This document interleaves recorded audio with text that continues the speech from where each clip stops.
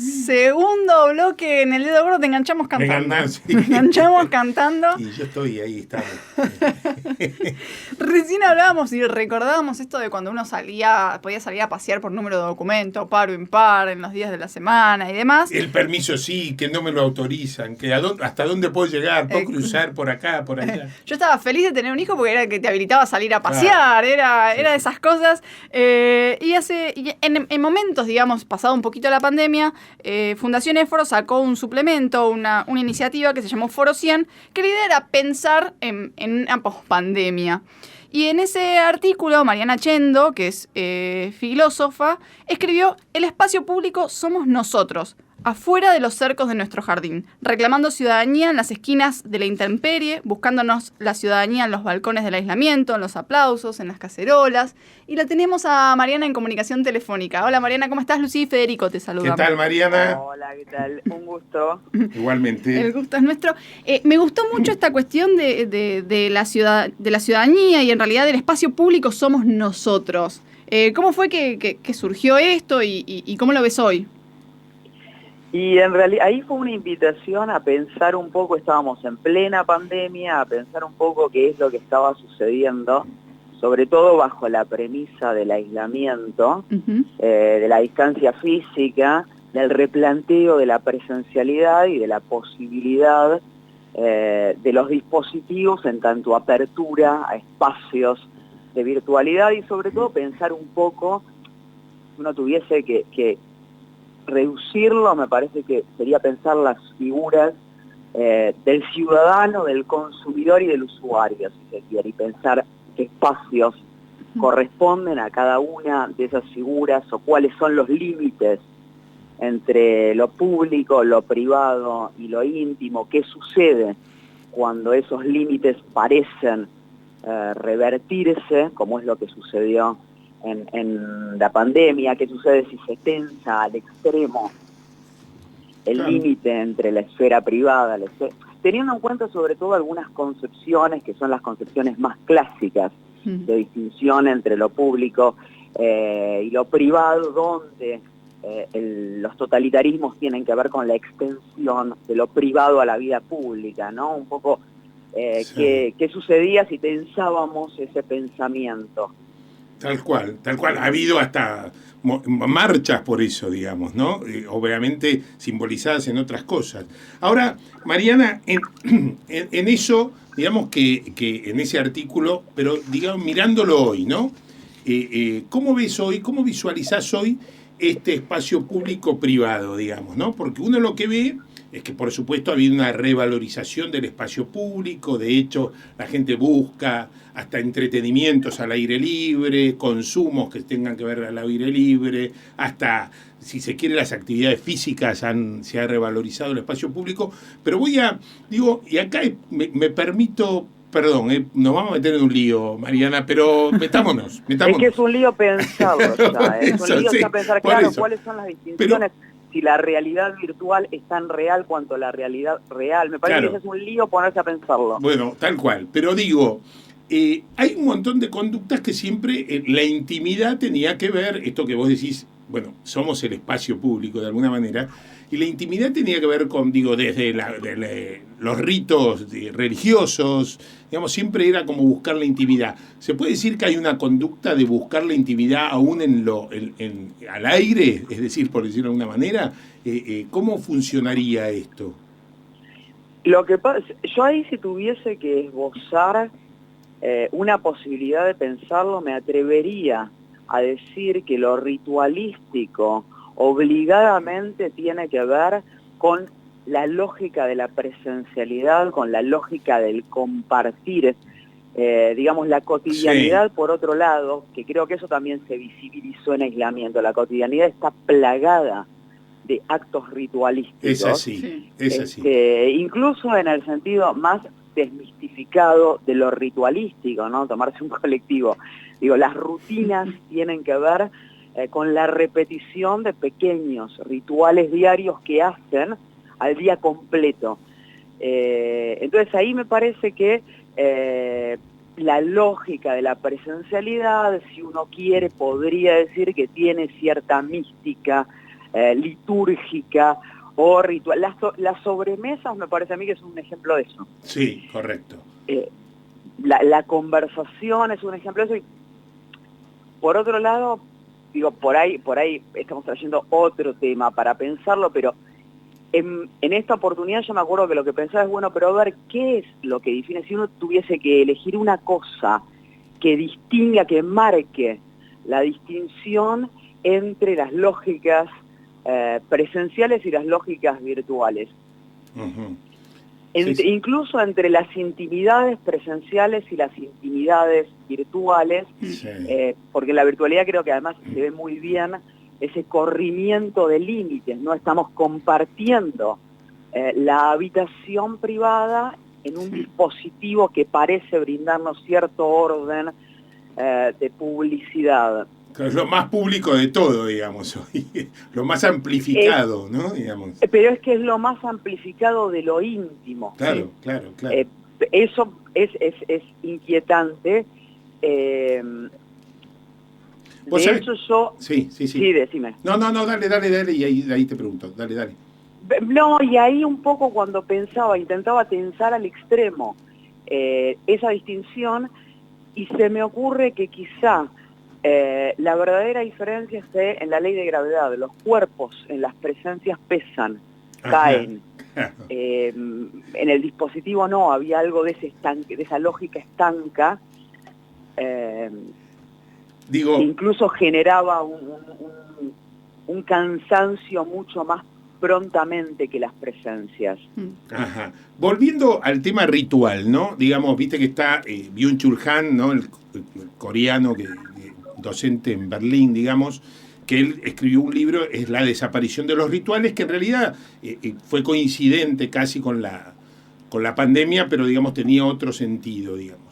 Me parece ahí, yo estaba escuchándote, digamos, yo tomar un colectivo ya es un rito, es decir, si lo hago todos los días como una rutina, en definitiva una rutina tiene que ver con lo ritual, y también cómo aparece, digamos, lo casual dentro de esta rutina, es decir, yo lo comentábamos en su momento, era, vos cuando salís a la calle, a alguien se le cayó algo y vos podés decirle a esa persona, se te cayó algo o guardártelo lo que se le cayó, digamos. O sea, enfrentás permanentemente otros dilemas, ¿no? Digamos que lo ritual te obliga a enfrentar estos dilemas, lo casual y lo causal juntos, ¿no? Digo, esta cosa de lo íntimo, que vos decías, presenta un nuevo tipo de ritual, porque hay nuevos rituales dentro de lo virtual, pero también me parece que es una cosa mucho más aislada. ¿Cómo lo ves vos eso? ¿Cómo lo ves en la sociedad? ¿Cómo ves eso? ¿Cómo funciona? Es que yo ahí no sé si lo llamarías una cosa mucho más aislada. El orden de lo virtual y las lógicas de la virtualidad me parece que funcionan distintas a las lógicas de la presencialidad. Yo acá diría por dos cuestiones. Primero, por la posibilidad del anonimato. Sí.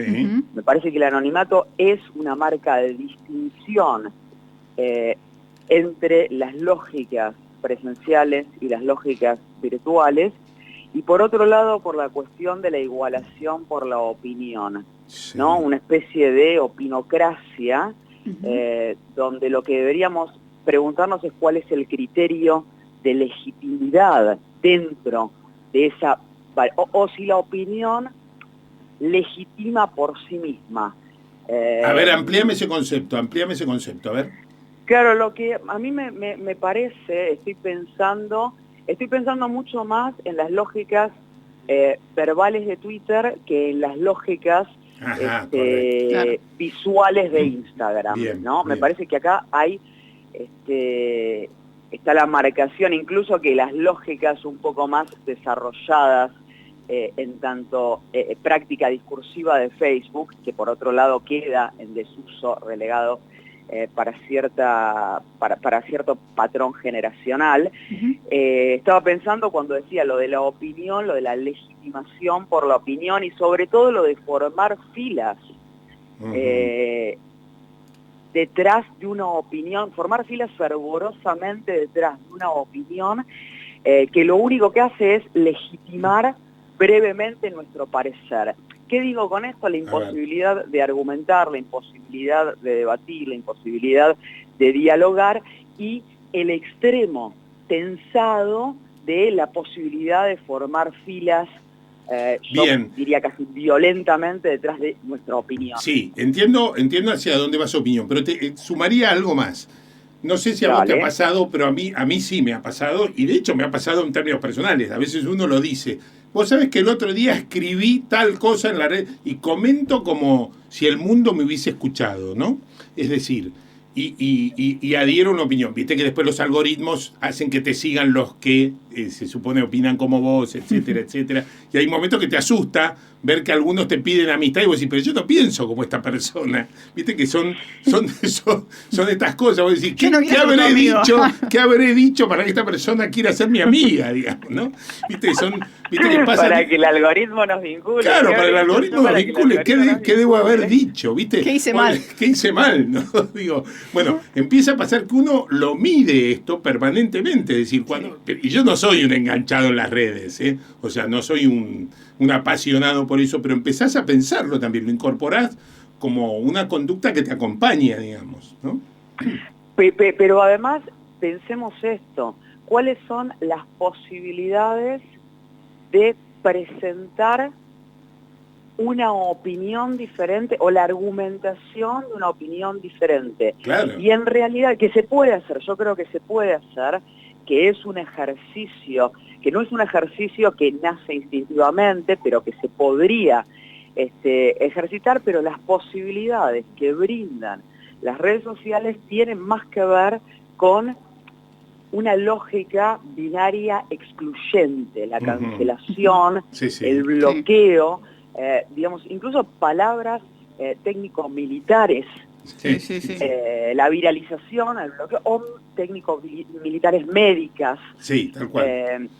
En la utilización de las redes sociales.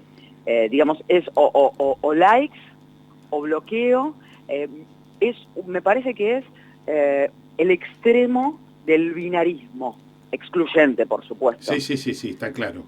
Mariana, te hago la última pregunta por mi parte. Veníamos hablando de esta cuestión de la tensión de presencialidad y virtualidad, y, corregime si me equivoco, vos sos directora de la licenciatura en Educación de la USAL. ¿Cómo se dio esta tensión y cómo crees que puede ir resolviéndose entre la virtualidad y la presencialidad en lo académico? Yo lo que particularmente creo y promuevo es la posibilidad de pensar lógicas híbridas. Me parece que hay en la sincronía virtual, en la asincronía, donde ahí los tiempos marcan una diferencia en el desarrollo de actividades, hay en la sincronía virtual, hay en la asincronía una posibilidad de acompañar la presencialidad, y acá estoy hablando en términos pedagógicos, que puede llevar a mejores posibilidades de lo que teníamos antes. Dicho esto, debo reconocer también que las burocracias de las instituciones modernas muchas veces obturan mucho más de lo que posibilitan. Así es. Sí. ¿Qué quiero decir con esto? Lo que yo temo es que hayamos vuelto iguales, pero reloaded, ¿no? Iguales pero recargados, lo cual es haber vuelto peores. Claro, a eso iba. Yo tengo esa sensación de que hubo 2 años que no pensamos nada, digamos, ni siquiera nos dimos cuenta que estaban pasando cosas, y creemos que podemos volver a un digamos, un estadio anterior que no es y que ya no es, digamos, esta cosa casi obligatoria de volver a lo presencial sin haber pensado en el medio algo, me parece que es complicado. Mirá que yo soy pesimista, no llego a tanto como esa afirmación. Yo acá sería un poquitito más optimista y diría que quizá para reflexionar es necesaria cierta distancia. Fíjate además que hubo como una especie de hiperproducción sobreexcitada en pandemia. Sí. Yo me atrevería a decir que nunca se pensó, nunca se produjo tanto pensamiento en vivo respecto de lo que estaba sucediendo como en la pandemia. La producción intelectual de pandemia fue altísimamente profusa. Lo que sucede es que para reflexionar el orden de un acontecimiento es necesaria cierta distancia crítica respecto de ese acontecimiento. Bueno, la pregunta es si estamos dispuestos a tomarnos esa distancia, a ser críticos respecto de esa distancia o seguir inercialmente replicando la obsolescencia de las instituciones modernas. Está claro, está claro. Mariana, está nos claro. quedamos entonces reflexionando con esto. Te agradecemos muchísimo. Primero el artículo y después esta charla con nosotros. A ustedes, un Y placer. continuará. Por supuesto, cuando quieran, dispuesta. Muchas gracias. Muchas gracias. Un abrazo. Un abrazo grande. Un abrazo, gracias. Chau, chau. Pasaba Mariana Chendo, licenciada en filosofía. Ella publicó un artículo en Foro 100 que se llamaba Yendo de la cama al living, que fue como un ritual en pandemia. Exacto.